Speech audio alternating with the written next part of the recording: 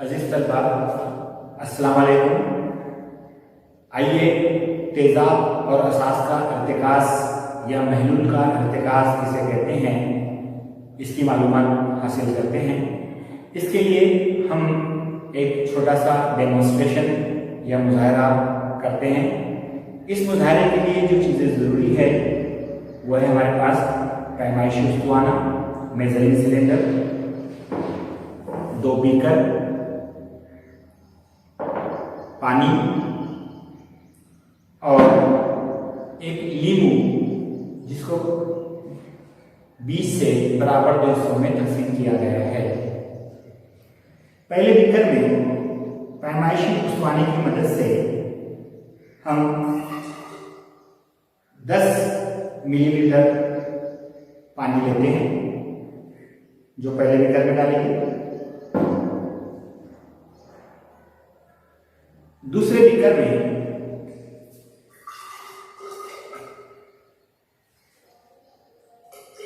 20 millilitre पानी लेकर फिर दूसरे बीकर में हम डालते हैं लीमू, जिसको हमने बराबर 2 हिस्सों में तकसीम किया था।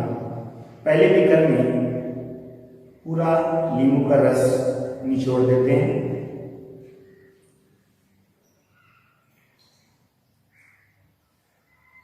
इसी तरीके से आधा हिस्सा नींबू का दूसरे बीकर में मुकम्मल तौर पर निचोड़ देते हैं।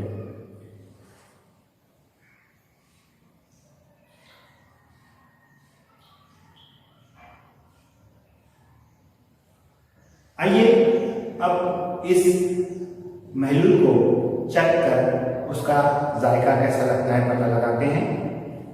पहले बीकर का महलूल मैंने चखा, इसी तरीके से दूसरे महलूल का भी मैंने मजा लिया।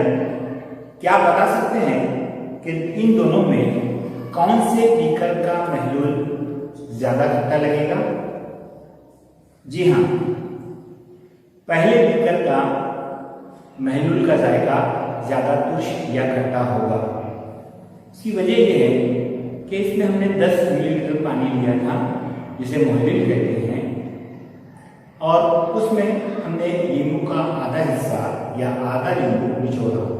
तो यह मोहलिल की मिकदार कम है, इसलिए इस महलूल का जायका ज़्यादा खट्टा होगा।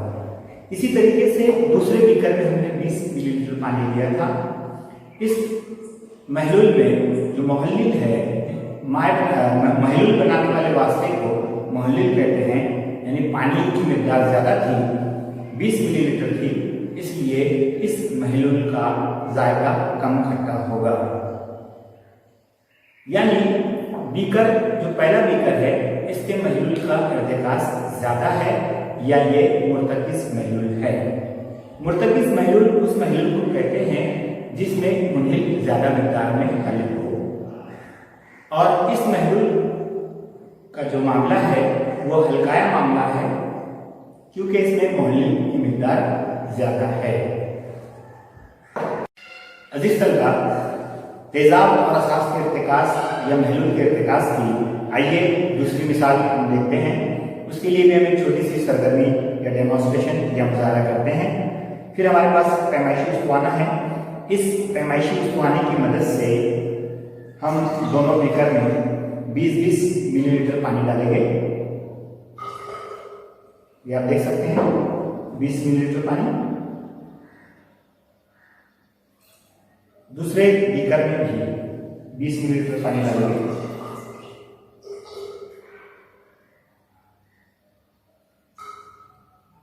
ये 20 मिलीलीटर पानी।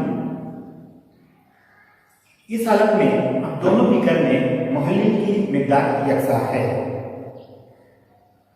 यहां पर मेरे पास 2 डिश में नमक है।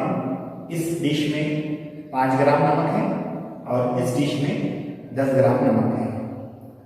अब मैं पहले बीकर में 5 ग्राम नमक डाल रहा हूं और दूसरे बीकर में 10 ग्राम नमक डाल रहा हूं।